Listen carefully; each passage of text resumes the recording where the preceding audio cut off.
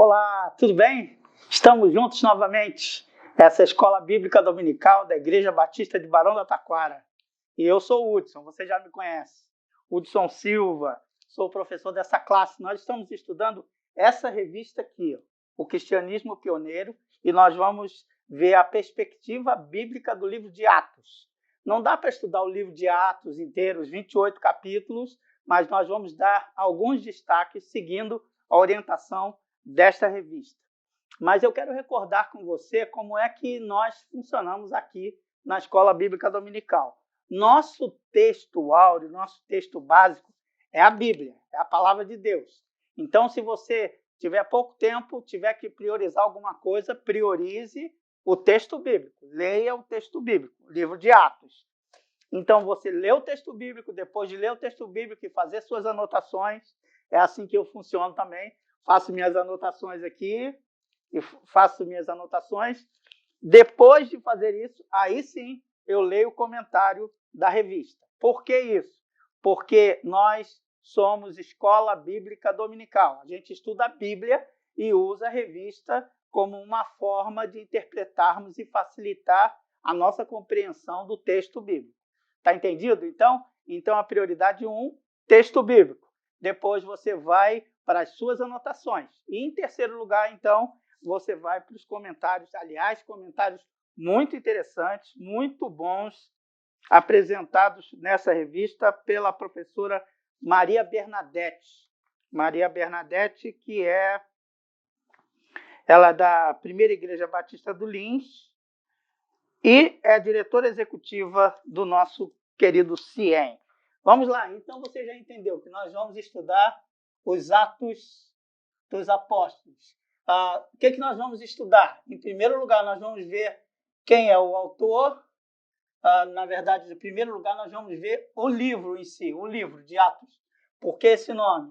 O autor, a data e o destinatário. Destinatário. Ok. Depois disso, a gente vai mergulhar, então, no conteúdo. Mas você sabe como funciona aqui, não é? Antes de começarmos o nosso estudo, a gente faz uma oração dedicando a Deus esse tempo que estaremos juntos aqui estudando a sua palavra. Vamos orar? Senhor, muito obrigado pela tua palavra. Muito obrigado pela beleza das Escrituras. E eu te louvo, eu te agradeço, eu te engrandeço, porque nós temos a oportunidade de abrir a tua palavra e aprender um pouco dela. Nos ajuda, nos orienta. Nós te pedimos assim, em nome de Jesus. Amém. Amém, amém, queridos. Então, vamos lá. Por que o nome do livro é Atos dos Apóstolos? Muita gente questiona o título do livro. Você sabia disso?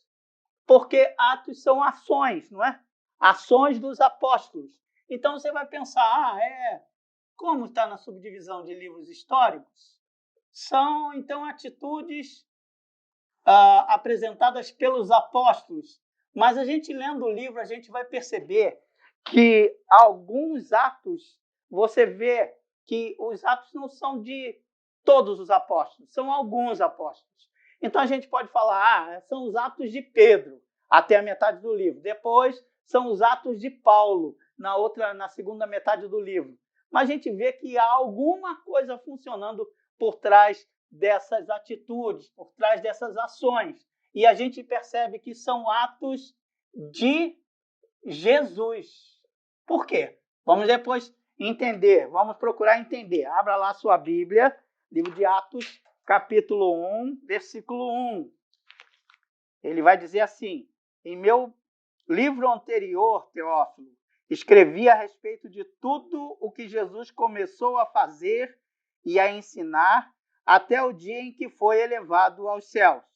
Você percebeu? Então, o autor está dizendo assim, eu fiz no primeiro livro, ou seja, esse livro não está sozinho. Ele tem relação com outro livro, tem um livro anterior. No primeiro tratado, ele fez algumas menções sobre Jesus, o que Jesus começou a fazer. Então, na verdade, por que Atos de Jesus? Porque Jesus continua fazendo, continua fazendo, executando a sua obra. como é que Jesus continua executando a sua obra? Através de quem ele continua executando a sua obra? Continua fazendo isso não pelos apóstolos, através dos apóstolos, mas, acima de tudo, por meio do Espírito Santo. Por isso, muita gente diz que esse livro deveria se chamar Atos do Espírito Santo. Porque, ou Atos de Jesus, por meio do Espírito Santo, através dos apóstolos. Mas então você entendeu bem isso, né? O título do livro é esse, Atos dos Apóstolos ou Atos do Espírito Santo por meio dos apóstolos. Qual é o livro anterior? O livro anterior é o Evangelho de Lucas. E eu vou pedir de novo para você abrir a sua Bíblia. Agora está marcadinho aqui, eu estou sem a Marília, não tem aquela voz do além, que é a voz da Marília, lendo os textos bíblicos. Mas você vai acompanhar comigo Lucas capítulo 1, versículo 1. 1 até o 4. Lucas começa assim, seu evangelho. Muitos já se dedicaram a elaborar um relato dos fatos que se cumpriram entre nós, conforme nos foram transmitidos por aqueles que desde o início foram testemunhas oculares e servos da palavra. Eu mesmo, diz Lucas, investiguei tudo cuidadosamente desde o começo e decidi escrever-te um relato ordenado, ó excelentíssimo Teófilo, para que tenhas a certeza das coisas que foram ensinadas. Você percebeu o nome da pessoa aqui? Teófilo. E o nome da pessoa lá em Atos capítulo 1, versículo 1? Teófilo. Entenderam a ligação de um e do outro? Os dois livros estão ligados por esse Teófilo. Olha que legal, os dois livros são endereçados, então a gente já resolveu aqui o problema do destinatário. O destinatário é o Teófilo. O destinatário de Lucas é o Teófilo, o destinatário de Atos é o Teófilo. Quem é esse Teófilo? Que nome estranho, né? Destinatário, então, Teófilo. Você já sabe que filia é amigo. Daí você tem, por exemplo, filosofia e filiação. E tel, você sabe que é Deus. Então, Teófilo é amigo de Deus. E aí, alguns teólogos vão dizer que Lucas escreveu para que o Teófilo não é uma pessoa em si. Isso são alguns teólogos. Alguns acreditam que todo amigo de Deus deveria ler o Evangelho de Lucas e o livro de Atos. Por isso, ele vai dedicar o livro a este essa pseudo-figura Teófilo. Outros teólogos já acham que Teófilo era realmente uma pessoa que financiou o evangelista Lucas para escrever todos esses textos. É muito interessante você começar a entender essas coisas para perceber a estrutura do livro. E por que a gente pode dizer que o livro de Atos, esses atos do Espírito Santo, ou esses atos de Jesus, depois de assunto aos céus, são importantes para nós? Por que isso aqui é importante? E por que a gente sabe que esse livro teve um valor muito fundamental na história da igreja primitiva? Em primeiro lugar, porque os atos do Espírito Santo começam a falar sobre a história inicial da igreja, como a igreja começou e como ela se estabeleceu, ok? Então, história da igreja. E por que a gente sabe que Lucas esteve lá, presente, em loco? Porque ele vai usar, depois da conversão do apóstolo Paulo, ele vai usar várias vezes, depois que aparece o Lucas, o médico amado, dentro da história do livro de Atos, aparece várias vezes a expressão nós fizemos isso, nós fizemos aquilo. Ou seja, ele se insere na história. Vamos checar isso? Eu vou colocar outros textos aqui, mas quero convidar você de novo a abrir a sua Bíblia, agora sim, no livro de Atos dos Apóstolos, lá no capítulo 16, no versículo 10. Diz assim, na minha versão aqui, na NVI: depois que Paulo teve esta visão, preparamo-nos imediatamente para partir para a Macedônia, concluindo que Deus nos tinha chamado para lhes pregar o evangelho. Partindo de Troade, navegamos. Você percebe que o autor é um participante da história narrada aqui. Navegamos diretamente para Samotrácia e no dia seguinte para Neápolis. Dali partimos para Filipos, na Macedônia, que é a colônia romana e principal cidade daquele distrito. Ali ficamos vários dias. Olha que coisa legal quando você começa a perceber que o autor do livro é um participante da história. Eu vou colocar outros textos aqui para que você cheque aí na sua Bíblia e veja se faz sentido o que eu estou falando para você. Os textos são Atos, obviamente, capítulo 16, foi o que eu li, de 10 a 17, você vai ver várias citações assim. Atos, capítulo 20, versículos 5 a 15, Atos 27, 1, Atos 28, verso 16, e fora do livro de Atos, você vai ver Colossenses, capítulo 4, versículo 14, e 2 Timóteo, capítulo 4, versículo 11. Eu espero que isso não fique em cima da tradução de Libras aí, que eu coloquei no cantinho aqui, para que você saiba que a história da igreja, Lucas está inserido na história da igreja. Bem, vamos lá. A gente já falou quem é o autor, a gente já falou um pouco do livro e a gente precisa falar também da data. O livro, entende-se que o livro ficou anterior ao ano 70. Então, por isso, eles entendem que é de 55 em diante até o ano 70, na verdade até 60 e pouco, porque o livro não termina, o livro de Atos não termina. Por que o livro de Atos não termina? Porque a gente entende que alguma coisa aconteceu, que a história não se conclui. Por que a história não se conclui? Porque nós é que escrevemos agora a história da igreja. A história da igreja começou com eles lá, mas continua conosco aqui. É muito interessante você perceber isso, como é que o livro funciona, como é que essa estrutura foi feita. Deixa eu dizer agora para você do texto bíblico em si. Abra de novo lá, Atos capítulo 1. Eu vou abrir aqui na minha Bíblia gigante, com comentário. Tem quase que fazer musculação para abrir essa Bíblia aqui. Mas só para que você entenda, Atos capítulo 1.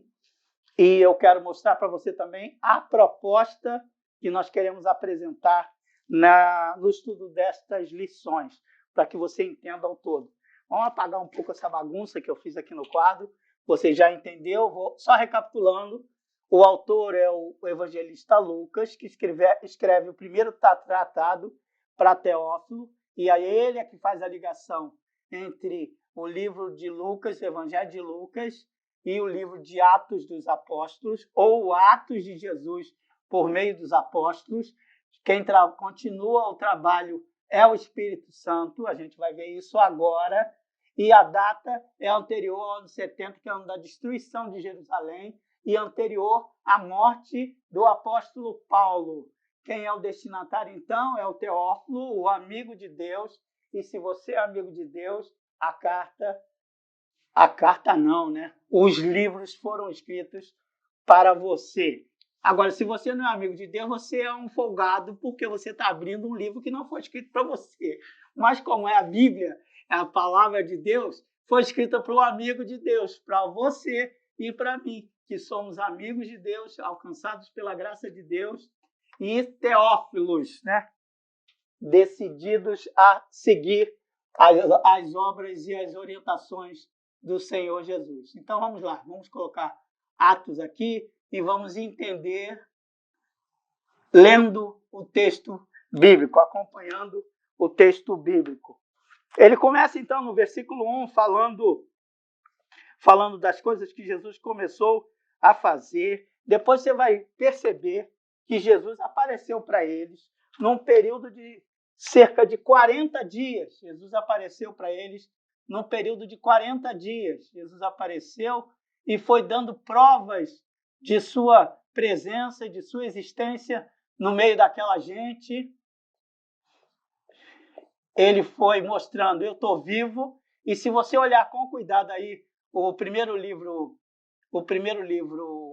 capítulo do livro de Atos, você vai perceber que Jesus come com eles, que Jesus está junto com eles e é uma pessoa que parece uma pessoa normal. E é uma pessoa normal até segunda ordem, mas só que não é tão normal assim. Ué, por que não é tão normal? É normal ou não é normal? Ele não é tão normal assim porque Jesus era um Jesus ressurreto, era o Jesus que já tinha saído do túmulo, que estava vazio, porque Jesus está vivo. E ele viveu entre eles, então, durante 40 dias, mostrando para eles que ele era uma pessoa, um ser humano. E olha lá, se não está escrito assim para você no versículo 3. Depois do seu sofrimento, Jesus apresentou-se a eles e deu-lhes muitas provas indiscutíveis de que estava vivo. Apareceu-lhes por um período de 40 dias, falando-lhes acerca do reino de Deus. Olha que legal. Então Jesus falou, mostrou que estava vivo, vivendo entre eles. Agora continua lendo aí e veja que certa ocasião, enquanto Jesus comia com eles, ou seja, Jesus gosta da intimidade e Jesus gosta da relação próxima. É muito interessante que Jesus, comendo com eles, ele vai dar uma dica para eles. Ó, não saiam de Jerusalém até que vocês sejam revestidos de poder. Por pouco tempo isso vai acontecer. Então eles reunidos à mesa, tomando ali uma Coca-Cola, comendo uma pizza, eles chegaram e perguntaram, então é nesse tempo que o Senhor vai estabelecer o reino? Então eles já sabiam, não apenas Jesus falou, mas eles já sabiam que o foco principal era o reino de Deus. E eles, que eram seguidores de Jesus, já tinham aprendido que o reino de Deus não é um reino deste mundo. O próprio Jesus já havia dito isso. E agora você já imaginou o que é você estar sentado ao lado de alguém que passou da morte para a vida, passou lá da crucificação, mostra o buraco nas mãos, do lado. O cara vira um super-herói. O cara que eu estou falando é Jesus, né? Vira um super-herói. Então todo mundo cola nele, foca nele, porque se o Império Romano vier para cima de mim, eu tenho Jesus aqui para me defender. Mas Jesus vai falar para eles que eles não precisam saber disso. No versículo 7, se você prestar atenção, está escrito aí, não lhes compete saber o que vai acontecer. Não compete saber os tempos e as estações. Então, a gente não precisa saber da questão do tempo e também... Isso aqui não é meteorologia, não, gente. A gente não precisa ficar angustiado com isso. Mas a gente vive angustiado com isso, né? Eu vim para cá gravar e fiquei pensando, será que eu volto com chuva ou sem chuva? Será que é muito sol ou pouco sol? A gente sempre fica preocupado com isso. Especialmente quando a gente tem alguma coisa muito séria para fazer. Jesus fala, não se importem com isso. Mas vocês têm que entender que o reino de Deus vai ser estabelecido entre vocês com poder. Isso aqui é interessante você entender. Que Jesus já tinha todo o poder. Mateus 28 vai dizer, ele vai dizer, todo o poder é me dado no céu e na terra, porque nem a morte pôde contê-lo. Então, o que vai atrapalhar Jesus se nem a morte pôde segurar ele lá na morte? Ele atravessou a morte lá do outro lado.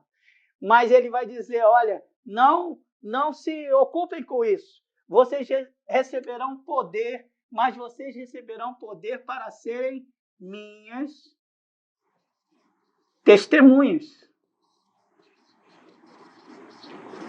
É muito interessante isso que Jesus vai falar. Vocês vão receber poder para falarem o que vocês conhecem a meu respeito. Vocês receberão poder para serem minhas testemunhas quando descer sobre vocês o Espírito Santo. E qual é o conceito que aqueles primeiros ouvintes tinham de Espírito Santo? Eu vou colocar aqui para você entender. Espírito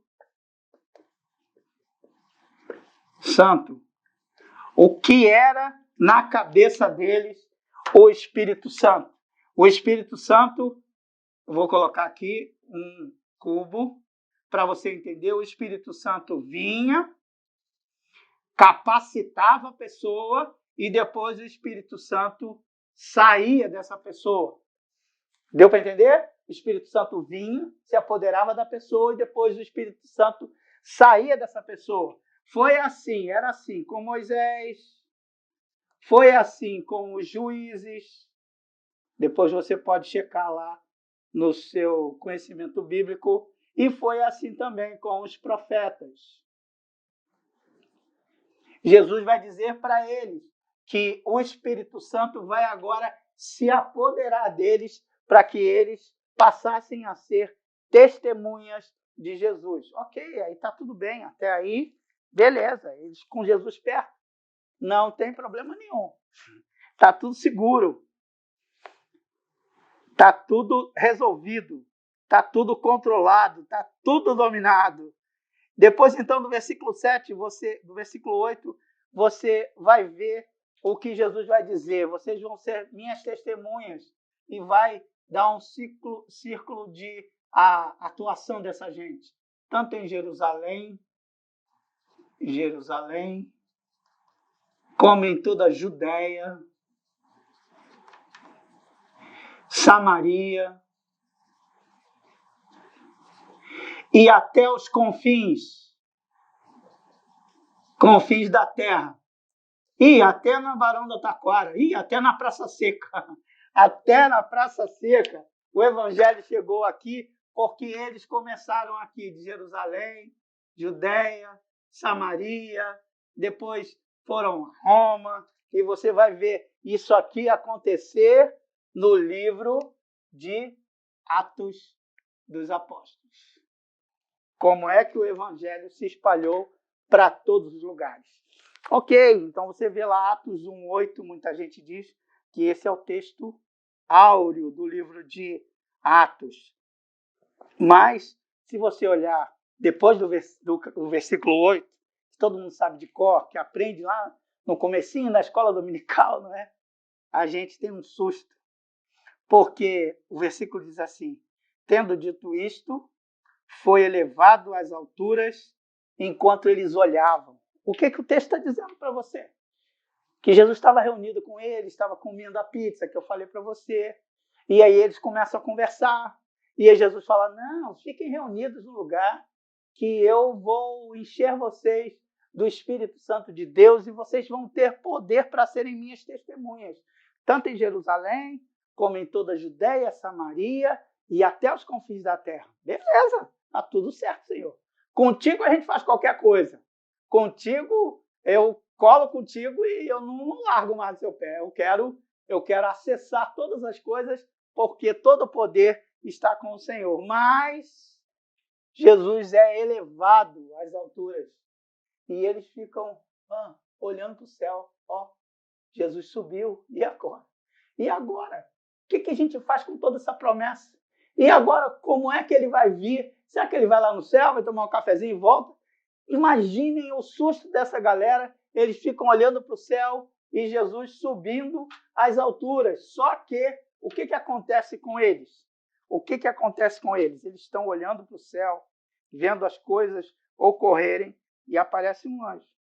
Na verdade, 2 anjos aparecem diante deles e vai falar o contrário do filme. Você está sabendo, né? Está rolando um filme aí muito famoso, que é Não Olhe para Cima.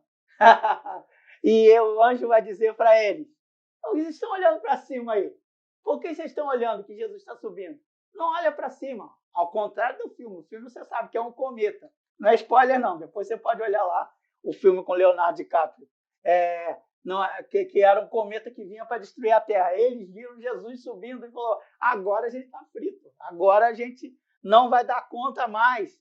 Porque como é que vai se estabelecer o reino de Deus se Jesus não está entre nós? E aparecem 2 anjos e diz para eles: não olhe para cima.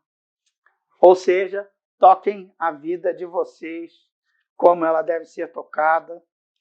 Levem a vida de vocês a sério, porque Jesus inaugura o reino. Inaugura o reino. Mas o reino de Jesus é do já, mas ainda não. Deixa eu explicar isso. O reino de Jesus é do já e ainda não. O reino de Jesus, como Jesus diz nos evangelhos, o reino está em nós. Já está em nós. Mas ainda não se estabeleceu completamente. Porque vai chegar um dia em que ele vai bater na mesa. Lembra da pizza lá? Ele vai bater na mesa e falar: chega! Aí ele vai dizer um basta para este mundo. E aí ele vai estabelecer de uma vez por todas o reino de Deus. Então é o já, mas o ainda não, porque a gente ainda está esperando a confirmação dessa vinda do reino. Mas o já é porque o reino está estabelecido porque Jesus venceu a morte, o nosso maior dos medos, a morte. Ele venceu a morte. E ele, mais do que vencer a morte, nos deu do seu poder. Então preste atenção nisso. O poder de Jesus é quem nos habilita, nos capacita para que nós ajudemos o Senhor a propagar o reino dele aqui na terra. Então, o reino de Deus se estabeleceu dentro de mim. E eu, junto com você, vamos fazer o grupo que reúne, que serve o Rei Jesus. Então, esse é um pedaço do reino. Nós somos uma agência do reino. Nós somos um grupo que representa o reino.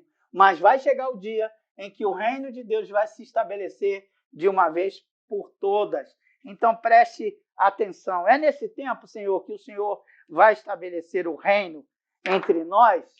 E Jesus continua dizendo: não compete a você saber como é que vai se estabelecer e quando isso vai se estabelecer definitivamente. Mas você que me aceitou como Salvador e que obedece às ordens que eu te dou, você vai receber poder. Receber poder para ser minha testemunha. E esse poder é o Espírito Santo quem vai selar você com este poder.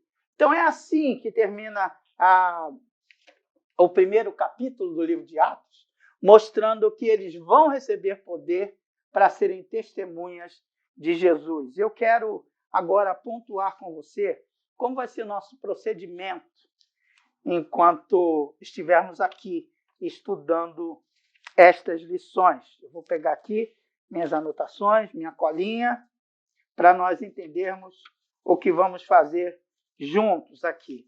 Bem, a primeira coisa que você precisa entender é que a gente não vai estudar todo o livro. Você deve ler todo o livro, mas a autora fez uma subdivisão diferente do que a gente costuma fazer. Bem, o que a gente costuma fazer? Até o capítulo 9 do livro de Atos, Atos vai estar focado na pessoa de Pedro. Depois do capítulo 10 até o capítulo 28, o foco principal é no apóstolo Paulo. Essa é uma primeira divisão que as pessoas fazem.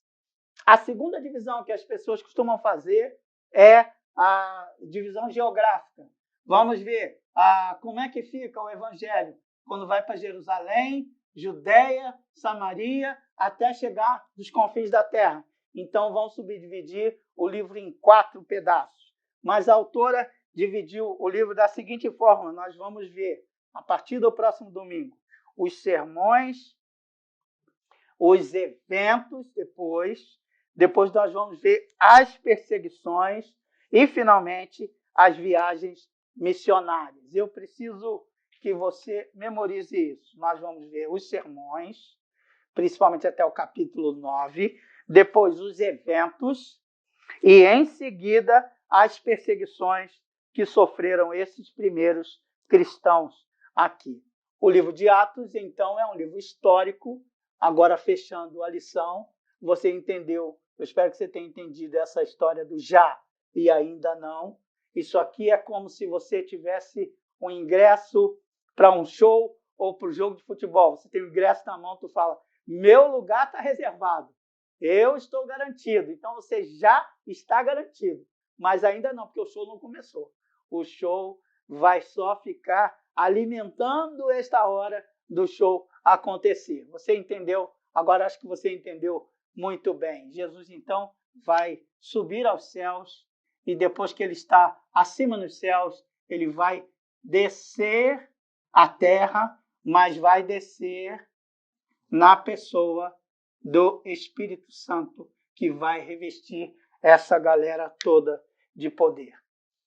Concluindo, eu quero dizer para você o seguinte, que as palavras dedicadas a Teófilo são as palavras dedicadas a mim e a você.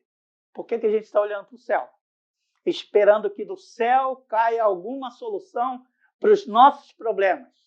Sabe, se o reino de Deus se estabelece e estabelece a partir de você e a partir do seu coração, do Jesus que habita dentro de você, você devia olhar menos para o céu e olhar mais para dentro de si. Porque se Jesus habita, pensa comigo aqui, se Jesus habita dentro de mim, dentro do meu coração, se Jesus está morando aqui no meu coração, eu não tenho que olhar para cima, mas tenho que olhar para dentro. Tenho que olhar para dentro de mim, a isso a gente chama de oração.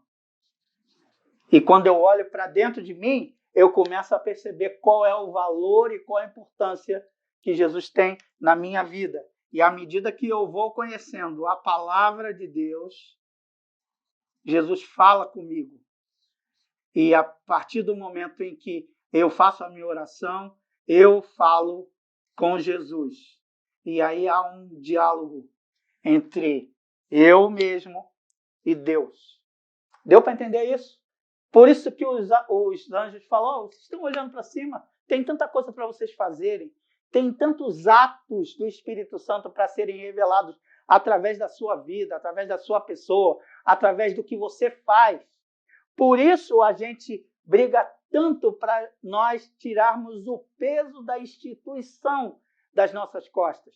Quando a gente acha que o evangelho é só aos domingos, quando você vai para a igreja. Não é. O evangelho é de cada dia, de cada momento, porque isto não funciona só num dia da semana. Você é revestido do poder, e não mais o poder que entra e sai, mas um poder que entra e fica, entra e habita em você. E aí você pode se encher desse Espírito de Deus, desse Espírito Santo de Deus, para ser abençoado. A minha oração é que você compreenda isso, que Deus quer abençoar você, mas que você precisa deixar de olhar só para cima e olha em volta o que acontece à sua volta, para você conseguir fazer muito bem o que Lucas fez aqui. Contextualizou tudo e valorizou a vida dessas pequenas pessoas que parecem insensíveis, parecem frágeis, mas na verdade quem vai dar a elas o poder é o Espírito de Deus. Eu quero que Deus te abençoe muito e que esta lição sirva para que eu e você tenhamos consciência de que o Evangelho é muito mais do que só uma informação registrada na sua palavra. É uma informação registrada na sua palavra e, como diz o salmista, uma verdade para entrar no nosso coração, para a gente se afastar do pecado e se aproximar de Deus. Que Deus te abençoe. E se você quiser, você pode conseguir essa revista com o pessoal da nossa direção da Escola Bíblica Dominical. Você pode conseguir essa revista com os comentários que estão apresentados aqui, que eu falei para você que são muito bons, e pode te ajudar também a crescer no conhecimento da palavra de Deus. Mas não deixe de ler, e a revista é boa por isso, porque tem as leituras diárias, que você pode ler um pouco de cada um dos livros. Olha como é fácil. Nós temos 13 lições e são 28 capítulos. Olha que moleza que é isso. O que significa isso? Significa que você precisa ler apenas 3 capítulos, não por dia, mas por semana, e você vai ler o livro todo durante esse trimestre. Então, eu sugiro que você leia pelo menos 5 capítulos por dia, para que você memorize, você compreenda, aceite e faça seus questionamentos com o que tem sido compartilhado aqui. Que Deus te abençoe e que esta seja uma escola dominical abençoadora, tanto para mim quanto para você. Boa semana!